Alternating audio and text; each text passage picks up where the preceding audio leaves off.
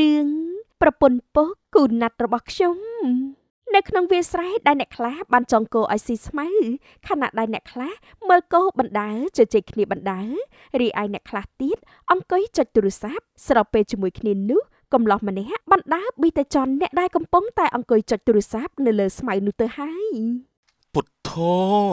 ហើយមកអង្គុយស្អីនៅហ្នឹងប៊ីតែជន់ទៅហើយខ្វះកន្លែងអង្គុយណាស់មែនហើយដើមមិនមើលតែខ្លួនឯងមកបន្ទោសខ្ញុំម៉េខ្ញុំអង្គុយតែខ្ញុំសោះអង្គុយស្អីនៅទៅហ្នឹងនោះមើលគោផងប្រយ័ត្នវរួចបាត់ទៅខ្លួនឯងនឹងមិនមើលឲ្យផងទេតនេបើកភ្នែកចោលធ្វើអីមិនឃើញខ្ញុំរវល់ទេរវល់ចុចទូរស័ព្ទហ្នឹងហីទូរស័ព្ទហ្នឹងវាសំខាន់ណាស់ទៅមែនទេចាសំខាន់ណាស់ដូចឃើញស្រាប់ហើយបើមិនសំខាន់កាន់ចប់ដៃរាល់ថ្ងៃធ្វើអីតែគួរណាតែមានពេលទុកឲ្យវាសម្រាកខ្លះដែរប្រយ័ត្នតែវាខូចនៅថ្ងៃណាមួយគង់តែដឹងខ្លួនហើយខ្ញុំដឹងហើយគិតតែខ្លួនឯងវិញទេដើមមិនដែលចេះថាមើលមនុស្សយ៉ាងម៉េចទេបើមើលខ្ញុំជន់បែកក្បាលបាត់ទៅហើយមើលគោផងកុំចេះតែមើលទូរស័ព្ទពេកគោលក់បានថ្លៃជាងទូរស័ព្ទលក់ខាតដើម 50% ហើយទៅឲ្យឆ្ងាយពីខ្ញុំទៅនៅនាំតែរំខានទៅតល់ដល់ខ្ញុំទេកំពុងតែឆាតជាមួយនរណាគេហ្នឹងមិនឃើញខ្ញុំនៅទៅនេះជាមួយគ្នាទេអីហ៎ចង់ក្បត់ចិត្តខ្ញុំផងមែនទេមកនិយាយធ្វើមើលតែខ្លួនឯងជាសង្សារខ្ញុំទៅមើលកូនរបស់ខ្លួនឯងវិញទៅរវល់តែចាប់កំហុសគេតែមិនចេះមើលពីកំហុសរបស់ខ្លួនឯងសោះកូនរត់ទៅនោះបាត់ហើយអុយហើយវរត់ទៅតាំងពីកាលហ្នឹងណែមកវិញអញរត់ទៅណាអត់ទាន់ដល់ម៉ោងទៅផ្ទះទៅវើយណែមិនក៏រត់ចោលឪអញ្ចឹងថាហើយគេក៏បានរត់ទៅតាមកោភ្លាមនឹងហើយរវល់តែចាប់កំហុសគេភ្លេចមើលពីកំហុសរបស់ខ្លួនឯងខណៈដែលនាងកំពុងតែរវល់ចុចទូរស័ព្ទឆ្លើយឆ្លងឆាតមិត្តភ័ក្តិស្រាប់តែផ្ញើលីងមកឲ្យនាងចុចផ្ញើលីងស្អីមកហ្នឹងមិត្តភ័ក្តិខ្ញុំសុកផ្ញើលីងមកអញ្ចឹងដូចចម្លែកណាស់មិនដឹងថាលីងស្អីផងខ្ញុំមិនចុចទេបើសិនជាលីងរបស់ជនខិលខូចដែលវាមានបំណងអាក្រក់ចង់ធ្វើស៊ីខ្ញុំនោះមិនចប់ហើយទេអីឃើញគេចែករំលែកមកច្រើនហើយពេលលីងចម្លែកទាំងអស់នេះទុកចោលទេមិនបាច់ខ្វល់ទេនាពេលរសៀលបន្ទាប់ពីមកពីមើលគោវិញឪពុកក៏បានស្រែកហៅកូនប្រុសកូនឪហើយថ្មើណាកូនឯងទៅងូតទឹកមកពីមើលគោមកសន្ទុះទៅហើយសងំធ្វើអីទឹកកុំងូតខោអាវកុំបោកប្រយ័ត្នឪវាយខ្មាស់គេពេញភូមិទៅឆាប់ទៅងូតទឹកភ្លាមចាំតែឪទឿនរាល់ថ្ងៃរហ្មងពុកល្អូរឿងនឹងទៀតហើយខ្ញុំមិនទាន់ចង់ងូតទឹកទេពុកបំរុងចាប់ខ្ញុំស្រោចទឹកមិនមែនបើប្រាប់ស្ដាប់ឪចាប់ស្រោចទឹកមែនហើយកំឡោះស្ដោកទៅហើយគ្រាន់តែរឿងងូតទឹកសោះតែចាំអស់អាណាគេទឿនទៀតបើថានៅតូចទៅឪចេះតែយកទៅងូតទឹកតែឯងចំណាស់នេះទៅហើយណាកុំចាំតែឪល្អូទឿនពេកពងខ្ញុំឮតែសំឡេងពុកខ្ញុំក៏សគាតិចដែរបើសគាតិចហេតុអីក៏ចាំឲ្យពុកល្អូមិនចេះទៅរកកន្លែងងូតទឹកខ្លួនឯងទេអីទៅឆាប់ទៅងូតទឹកទៅមុនឪទាញពាត់ផ្ដៅដេញវាយផ្អើលភូមិបាទខ្ញុំទៅងូតទឹកហើយអញ្ចឹងកុំឲ្យពុកប្រកែស្ដីបន្ទោសពីរឿងហ្នឹងពេកអ្នកជាកូនប្រុសបានទៅងូតទឹកនៅក្បែរពាងខណៈដែលទូរស័ព្ទរបស់គេក៏បានរឡើងអាឡូបាទអត់ធ្វើអីផងកំពុងតែនឹកអ្នកដតេមករកខ្ញុំហ្នឹងហើយយ៉ាងម៉េចចង់ណាត់ជួបគ្នាមែនថ្ងៃស្អែកនេះបាទចាំខ្ញុំទៅជួបនៅក្នុងតូបលក់កាហ្វេពេលរសៀលបាទហ្នឹងហើយលាសិនហើយបាទអាយ៉ាឱកាសដែលត្រូវមានសង្សារមកដល់ហើយតើដូច្នេះខ្ញុំត្រូវតែឆក់ឱកាសនេះឲ្យបាននាថ្ងៃបន្ទាប់ពេលព្រឹកព្រលឹមអ្នកដែលជាឪពុកឃើញកូនប្រុសងូតទឹកកាត់ព្រឹកគាត់ក៏បានលាន់មាត់ថាទេថ្ងៃនេះអ្នកខ្លះងូតទឹកតាំងពីព្រឹកតើមានអីចូលមកសន្ធិដ្ឋនៅក្នុងខ្លួននឹងមែនរាល់ថ្ងៃប្រើងូតទឹកមិនចង់ទៅទុកឲ្យឪល្អូហត់មាត់រាល់ថ្ងៃតើថ្ងៃនេះមានអីពិសេសកើតឡើងចំពោះកូនប្រុសរបស់ខ្ញុំមែនពងថ្ងៃនេះខ្ញុំមានណាត់ឱកាសមានសង្សារចិត្តមកដល់ហើយពងហើយនរណាគេណាត់កូនប្រុសខ្ញុំធ្វើឲ្យកូនប្រុសខ្ញុំមកងូតទឹកតាំងពីព្រលឹមអញ្ចឹង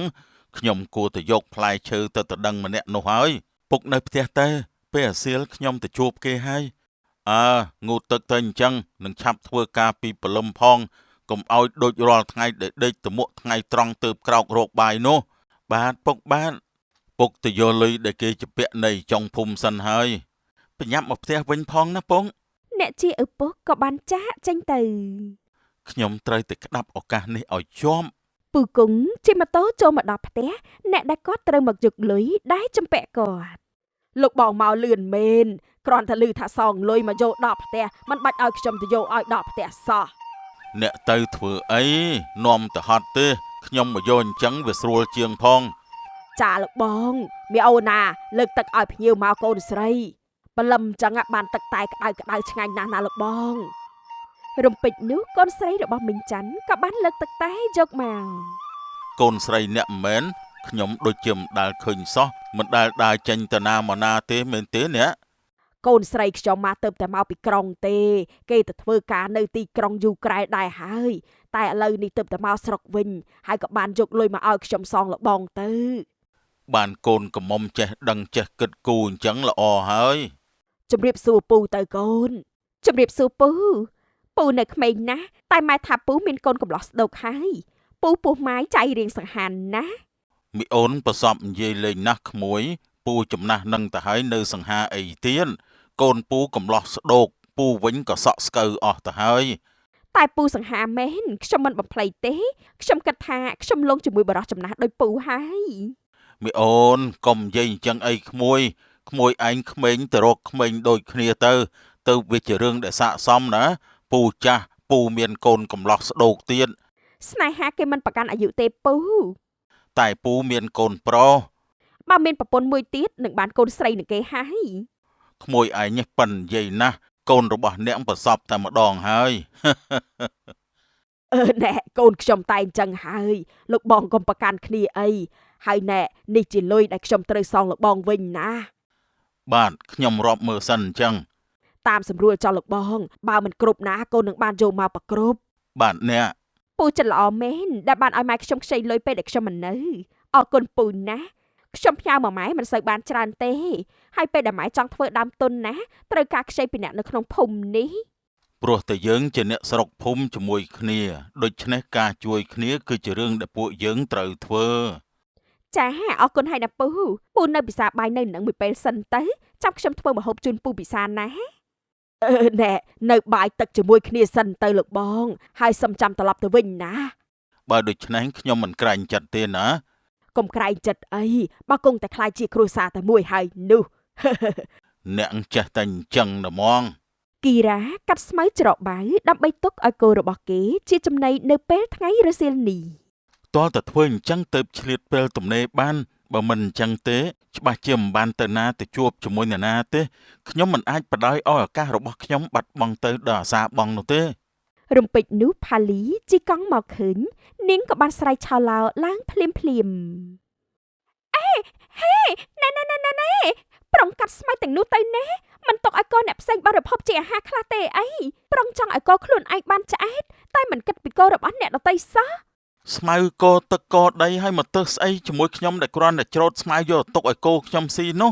ថ្ងៃត្រង់នេះខ្ញុំបានទៅយកគោមកចង់ឲ្យស៊ីស្មៅទេទើបខ្ញុំយកចំណីទៅឲ្យដល់មាត់កូនខ្ញុំបើមិនសុកចិត្តច្រូតស្មៅទាំងអស់នឹងដែរទៅ ឌឺខ្លាំងណាស់ជាតិនឹងណាដឹងតែអត់ប្រពន្ធពេញមួយជីវិតហើយគឺនៅប្រៅជារៀងដរាបទៅ អត់ការងារធ្វើមែនបានជាមកដាក់ទំនេរខ្ញុំកុំនិយាយអីឲ្យប៉ះពាល់ដល់អារម្មណ៍ខ្ញុំណាតែខ្ញុំទ្រាំបានកុំថាខ្ញុំបានប្រាប់ខ្ញុំច្រកយកទៅកវែងចោលនៅមុខផ្ទះបាត់ឥឡូវហ្នឹង ខ្ញុំនៅស្ងៀមឲ្យគេធ្វើបាបទេវាមិនមែនជាទម្លាប់របស់ខ្ញុំទេចង់ចាំទុកផងទៅ បើអញ្ចឹងកុំមកញ៉ៃញ៉ៃជាមួយខ្ញុំជិះកង់ឲ្យដល់ផ្ទះសិនទៅកុំឲ្យជិះបានត្រឹមតែពាក់កណ្ដាលផ្លូវកង់ត្រូវធ្លាក់ច្រវាក់បដាទៅដល់ខ្យល់នោះ ប៉ុណ្ណាខាងដាក់ធនីគេគង់តែដឹងខ្លួនទេថាវានឹងធ្លាក់មកលើខ្លួនឯងវិញនៅក្នុងថ្ងៃណាមួយមិនខានឡើយ នរណាប្រើឲ្យដាក់ទំនេរគេមុននោះដឹងក្នុងខ្លួនច្បាស់ហើយកុំចេះតែស្រែកឡែតធ្វើជាជនរងគ្រោះទាំងដែលខ្លួនជាអ្នកធ្វើដាក់គេមុននោះទេស្រីស្អាតលាសិនហើយ ចាំតែមើលទៅឯងថាហើយផាលីក៏បានជីកង់ចាក់ចេញទៅវិញភ្លាម ប៉កែហ្មងអាខាងរករឿងគេនឹង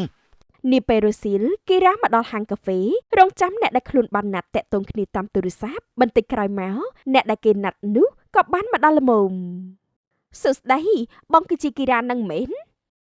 បាទខ្ញុំគីរ៉ាអូនឯងចេតនាត្រូវឬក៏អត់អីទេខ្ញុំធ្វើការរួចរាល់អស់ហើយទើបខ្ញុំមកទីនេះចង់ផឹកអីដែរចាំខ្ញុំហៅឲ្យ មិនបាច់ហៅអីទេបងខ្ញុំមកនេះគ្រាន់តែចង់ប្រាប់ដល់បងថា យើងរាប់អានគ្នាត្រឹមតែជាអ្នកស្គាល់គ្នាបានហើយចាប់តាំងពីពេលនេះតទៅយើងមិនបាច់តាក់ទងគ្នានិយាយទូរស័ព្ទអីទៀតទេ មិនអញ្ចឹងទៅវិញបងធ្វើខុសអីមែនឬមួយក៏មិនពេញចិត្តជាមួយរូបរាងបង មិនមែនអញ្ចឹងទេបងការរើសអើងរូបរាងសម្រស់ខាងក្រៅវាអត់គួរកើតមានដដែលពេកទេខ្ញុំដឹងថាការដែលជួបគ្នាលើកដំបូងគេមើលលើមុខមាត់ការស្លៀកពាក់តែយូរទៅបើស្អាតតែមួយមុខនោះក៏វាមិនកើតដែរបើសិនជាមិនមានចរិតកិរិយាល្អការគោរពចំពោះគ្នានោះចំពោះការរើសអើងត្រឹមតែសម្បកក្រៅណានៅជាមួយគ្នាមិនចោះសម្រងទេព្រោះគេនឹងទៅរកអ្នកផ្សេងដែលស្អាតជាងយើងហើយចំពោះអត្តចរិតការបត់បែនអស់លំទោនចំពោះគ្នានេះវាជាផ្នែកមួយធំដែរសម្រាប់យើងដែលត្រូវមាន បើអញ្ចឹងតើអូនមានន័យថាម៉េចវិញចំពោះរឿងយើង ណែខ្ញុំមានគូទៅដឹងហើយណាបងមិនមកជួបបងតិចនឹងណាម៉ែលើកឲ្យគេរួចហើយសុំទោសផងណាបងអាចរកអ្នកផ្សេងបានខ្ញុំសុំលាទៅមុនហើយណានិយាយចប់ភ្លាមនាងក៏បានចាក់ចេញទៅផ្លេត ហើយខ្ញុំថានេះជាឱកាសដែលត្រូវមានសង្សារហើយតែឥឡូវអត់ទៀតតែបើគេប្រាប់ត្រង់អញ្ចឹងវាប្រសើរជាងគេមិនប្រាប់ឲ្យទុកយើងចោលឲ្យកណ្ដោចកណ្ដាញដែរ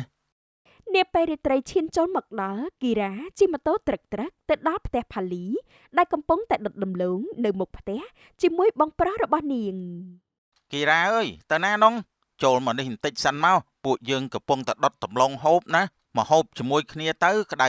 ឆ្ងាញ់ពេលយប់ត្រជាក់បានរបស់អញ្ចឹងជាតិណា គាត់មិនចេះហូបទេមិនបាច់ហៅគាត់ទេនាំទៅហត់មកទេណាបងប្រុស និយាយមិនចេះហូបរបៀបម៉េចដលងតាមមិនមែនគ្រាប់បែកទេណាចូលមកនេះសិនមកបាទបងមានរឿងអីប្អូនដូចជាសងោតស្ងាត់ម្លេះយប់ហើយមិនព្រមដេកទៀតខ្ញុំដេកមិនលក់ទេបងអសៀលមិញនេះទៅជួបគូណាត់តែគេមកប្រាប់ថាគេមានគូតដឹងម្ដាយគេបានលើកឲ្យអ្នកផ្សេងមុនខ្ញុំបាត់ទៅហើយខ្ញុំមិនបានខូចចិត្តរឿងគេបដិសេធទេតែខ្ញុំអង្គុយផឹកកាហ្វេអស់3កែវរៀកជាច្រើនដងតែម្ដងបងអើយ ទ្រាំបន្តិចទៀតទៅវាអស់អីហើយមកហូបតឡងសិនទៅ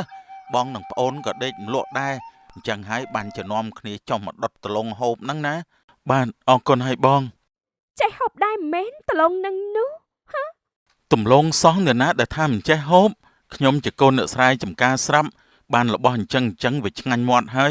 យចង់បានន័យថាម៉េចជាមួយខ្ញុំហ្នឹង ខ្ញុំមិនបានន័យស្អីទេហូបទៅហើយកុំនិយាយច្រើនពេក ប្អូនបងផាន់មានសង្សារហើយនៅឯងសួរអញ្ចឹងបានន័យថាម៉េចឯងមានចិត្តលើប្អូនបងមែន ខ្ញុំអត់យកទេនៅក្រៀមស្វិតតែឯងទេ នរណាថាយកយើងខ្ញុំគ្រាន់តែសួរតាអត់បានចង់ទៅកាត់ន័យបែបនឹងផងគិតខ្លួនឯងជ្រុលពេកហើយ សម្ដីអញ្ចឹងបានជាគ្មានអ្នកយកនៅព្រៅអស់មួយជីវិតហើយ បើខ្ញុំនៅព្រៅយើងក៏អត់ប្តីដែរខ្ញុំនឹងតាមបំផ្លាញមិនឲ្យបានរៀបការទេប៉កែដាក់ទំនាយខ្ញុំអញ្ចឹងយើងនៅព្រៅទាំងពីរនាក់ មិនដឹងជាសាច់ការស្អីទេចង់ឲ្យខ្ញុំនៅព្រៅជាមួយនឹង ព្រោះតែយើងដាក់ទំនាយខ្ញុំដូច្នេះហើយត្រូវតែនៅព្រៅទាំងពីរអូខេហើយបើថានរណាមានប្តីឬក៏ប្រពន្ធត្រៀមខ្លួនទៅ នៅក្នុងស្រុកភូមិមានច្បាប់កុំគិតថាធ្វើអីក៏បានស្រេចតែចិត្តខ្លួនឯងវាមិនអាចទៅរួចជាដាច់ខាត ខ្ញុំថាលេងតាហើយយ៉ាងម៉េចខ្លាចនៅព្រៅកុំភ័យអីមុខយើងនឹងអត់នៅព្រៅទេបន្តិចទៀតមានប្តីមានប្រពន្ធអស់ហើយបងខ្ញុំលាទៅវិញហើយកុំឲ្យពុកនៅចាំមើលផ្លូវលាអញ្ចឹង គីរ៉ាចាក់ចេញពីផ្ទះផាលីមកដល់ផ្ទះគេវិញខណៈដែលឪពុករបស់គេបានហៅគេទៅណែនាំភ្លាម កូនប្រុសនេះជាម៉ែកូនពួកយើងខ្លាយជាគូតដឹងនឹងគ្នាហើយគូតដឹងពុកក្មេងជាងខ្ញុំនឹងជាគូតដឹងពុកការពិតទៅពុកខ្ញុំជាគូតដឹងរបស់នាងសោះកូនប្រុសឯងកំពុងតែគិតអីហ្នឹងគូតដឹងពុកណាកុំអញញ៉ៃអសោះវើយខ្ញុំដឹងហើយខ្ញុំមិនទៅអញញ៉ៃជាមួយទេកូនប្រុសអូនរាក់ទាក់គ្នាទៅ សួស្ដីបងខ្ញុំជាអនាគតម្ដាយចុងរបស់បងហើយក ុំហៅថាបងអីនឹងជាកូនរបស់ប្តីទេហៅថាកូនទៅហើយបន្តិចទៀតយើងខ្លាយជាគ្រួសារតែមួយទៅហើយតោះទៅបន្ទប់យើងវិញ ឪពុករបស់គេបាននាំគូដណ្ដឹងទៅបន្ទប់របស់គាត់ភ្លាម គូតដឹងពុកជាអ្នកដែលបានណាត់ជួបជាមួយខ្ញុំកម្មអីក៏កម្មម្លេះទេលោកអាយលោក លុះមួយរយៈក្រោយមកពូគង់និងចេតនាបានរៀបការជាមួយគ្នាទៅតាមប្រពៃណីខណៈដែលគីរ៉ាមានម្ដាយចុងដែលអាយុប្អូនខ្លួនទៅទៀតនាពេលថ្ងៃត្រង់ បាយទឹករួចគីរ៉ាដឹកគោបំរុងនាំទៅស៊ីស្មៅខណៈដែលម្ដាយក្រោយរបស់គេក៏បានចូលមកនិយាយសួរនាំជាមួយគ្នាបងទៅមើលគោហើយមែនមានយកអីទៅហូបឬអត់នឹងខ្ញុំបានធ្វើផ្អែមបងយកទៅហូបពេលមើលគោទៅកុំឲ្យឃ្លានណាតម្រាំទៅដល់ម៉ោងមកផ្ទះវិញ ខ្ញុំបានយកទៅទេអរគុណហើយដែលបានគិតគូរតែគិតពីពុកខ្ញុំទៅមិនបាច់មកគិតពីខ្ញុំច្រើនជាងពុកខ្ញុំទេខ្ញុំលីហើយកុំហៅខ្ញុំតបងទៀតណាហៅត្រឹមឈ្មោះខ្ញុំបានហើយ គ្រាន់តែនិយាយចប់ភ្លាមគីរ៉ាបានចាក់ចេញទៅផ្លេតគាត់និយាយត្រូវខ្ញុំគួរតែបដូរត្រឡប់នឹងចោលទៅនៅកន្លែងមើលគោគីរ៉ាចង់គោឲ្យស៊ីស្មៅខណៈដែលគេដេកនៅក្រោមដើមឈើពេលនោះផាលីបានដើរជន់ជើងគេពឹបគេក៏បានស្រែកកងរំពង មកក៏ដើរមកជន់ខ្ញុំអញ្ចឹងមនុស្សនៅរស់ណាកំពុងតែយល់សពល្អផងរំខាននោះរំខាន ដេកបន្កាត់ប្រឹងដេកទៀតទេណែខ្ញុំចង់មកដាស់ទេ ដាស់ធម្មតាមិនបានទេអីបានជាមកជន់មនុស្សកំពុងដេកអញ្ចឹងចេះអត់សុជីវធម៌ការគោរពចំពោះអ្នកដទៃ ចេះតែខ្ញុំអត់គោរពគាត់ឲ្យមួយនឹងទេតែចង់ចាំម៉េច ចង់យ៉ាងម៉េចទៀតហ៎ខ្ញុំអត់លើកលែងឲ្យទេខ្ញុំចាប់បោះក្នុងផុកសិនហើយ តែហ៊ានណាខ្ញុំប្រាប់បងខ្ញុំហើយថាហើយគីរ៉ាក៏បានយកផាលីទៅទម្លាក់ចោលក្នុងផុកប៉ិតមែនខណៈដែលមានមេឃភ្លៀងមកទៀតគោរត់ផ្អើលមកបុកគីរ៉ាឲ្យធ្លាក់ចូលទៅក្នុងផុកដូចគ្នា សំមកហើយធ្វើបាបគេឥឡូវកម្មតាមតន់វាតន់ហន់អញ្ចឹងគ្រប់ពេលវេលាណា ឯងចាំមើលណាយប់នេះដេកឲ្យមុះស៊ីហើយមកជល់ឪអញឲ្យធ្លាក់ចូលនៅក្នុងផុកអញ្ចឹងនោះ អ្នកទាំងពីរប្រតែប្រតបគ្នានៅក្នុងផុកបន្តទៀតរហូតទាល់តែមេឃរាំងភ្លៀងទើបគេនាំគ្នាដឹកគោទៅផ្ទះវិញទាំងប្រឡាក់ផុកពេញខ្លួនដូចគ្នា